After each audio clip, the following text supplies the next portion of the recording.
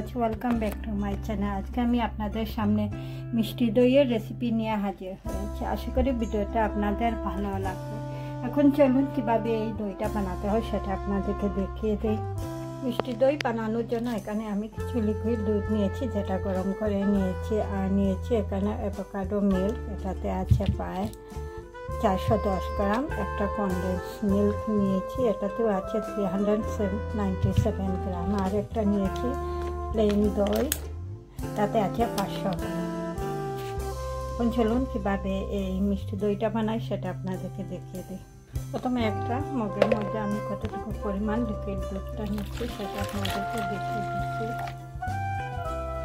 এই দুধটা খুব বেশি গরমও না, আবার খুব বেশি পাতলাও হবে না। আমি এখানে প্রায় 400 গ্রাম নিয়েছি লিকুইড দুধ।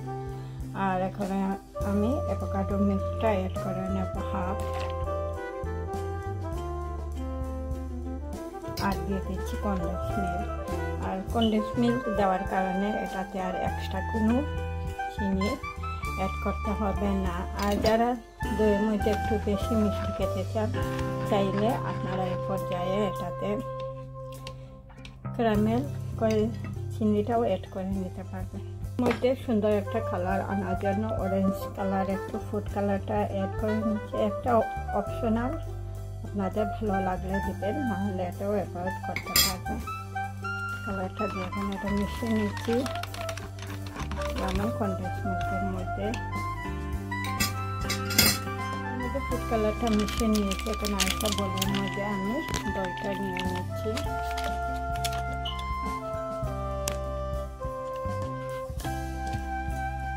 পাঁচশো গ্রামের পুরোটা দইটাই আমি ঢেলে নিয়েছি পাত্রের মধ্যে। আমি এটা দিয়ে যে লিকুইড দুধ মানে অ্যাভোকাডো মিল্কটা মিশিয়েছিলাম সেগুলো দইয়ের সাথে খুব ভালো করে মিশিয়ে নিচ্ছি।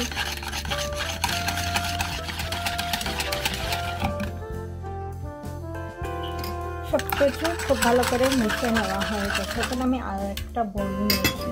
এখন দইয়ের যে মূল কাজটা হচ্ছে সেটা আরেকটা করতে হবে। কয়েকবার দই বসানোর আগে তো খুব সুন্দরভাবে দইটা বসতে একদম কাপড়ের মতো করে তারপর খুব ভালো করে এরকম করে নিতে হবে।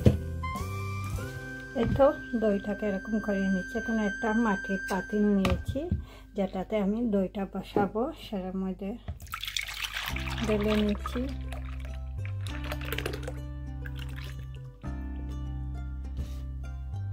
এই তো পাতিলটা রেডি হয়ে গেছে। এখন আমি ওভেনে এটা রেখে দেবো। ওভেনের ভিতর দইটা রেখে দিয়েছি। 45 মিনিট পর ওভেন থেকে দইটা বের করে আপনাদেরকে দেখিয়ে দিচ্ছি। খুব সুন্দর এটা সেট হয়ে গেছে। এখন আমি ওভেনটা বন্ধ করে গরম ওভেনের ভিতরে এটা রেখে দেবো আরও 10 মিনিটের জন্য। ওভেনটা বন্ধ করে ওভেনের ভিতরে আরও 10 মিনিটের জন্য দইটা রেখে দিয়েছিলাম। একদম পারফেক্টভাবে দইটা সেট হয়ে গেছে। এখন পরিবেশন করে আপনাদেরকে দেখিয়ে দিচ্ছি। ওভেন থেকে দইটা বের করে নিয়েছি। এখন আপনাদেরকে প্রথমে আমি দেখিয়ে দিচ্ছি কীরকম হয়েছে। দইটা খুব সুন্দরভাবে জমাট বেঁধেছে। পরে একটা মিন্ট পাতাটা দিয়ে দিচ্ছি। ওভেনে বানানো মিষ্টি দইয়ের রেসিপিটা তৈরি হয়ে গেছে। আমি সরাসরি ওভেন থেকে বের করে আপনাদেরকে দেখিয়ে দিচ্ছি। আর আপনারা চাইলে এটা ওভেন থেকে বের করে তারপর ফ্রিজে বানানোর জন্য রেখে দিলে ঠান্ডা ঠান্ডা দইটা তারপর খেতে পারবে। এখন আপনাদেরকে পরিবেশন করে দেখিয়ে দিচ্ছি কীরকম হয়েছে আজকের এই মিষ্টি দইয়ের রেসিপিটা।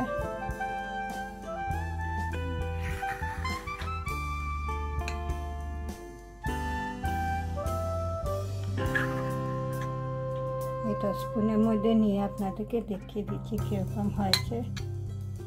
আপনাদের আমার ভিডিওটা ভালো লাগলে লাইক, কমেন্ট এবং ফ্রেন্ডদেরকে শেয়ার করবেন। আর যারা এখনও আমার চ্যানেলটাকে সাবস্ক্রাইব করে নেয়, আশা করি নতুন আরও ভিডিও দেখার জন্য আমার চ্যানেলটাকে সাবস্ক্রাইব করতে ভুলবেন না। এখনও আমার চ্যানেলটাকে সাবস্ক্রাইব করে নেয়, আশা করি নতুন আরও ভিডিও দেখার জন্য আমার চ্যানেলটাকে সাবস্ক্রাইব করতে ভুলবেন না। সেই পর্যন্ত সবাই ভালো থাকেন, সুস্থ থাকেন। ইনশাআল্লাহ আবারও নতুন কোনো ভিডিও নিয়ে আপনাদের সামনে হাজির হব। আল্লাহ হাফেজ।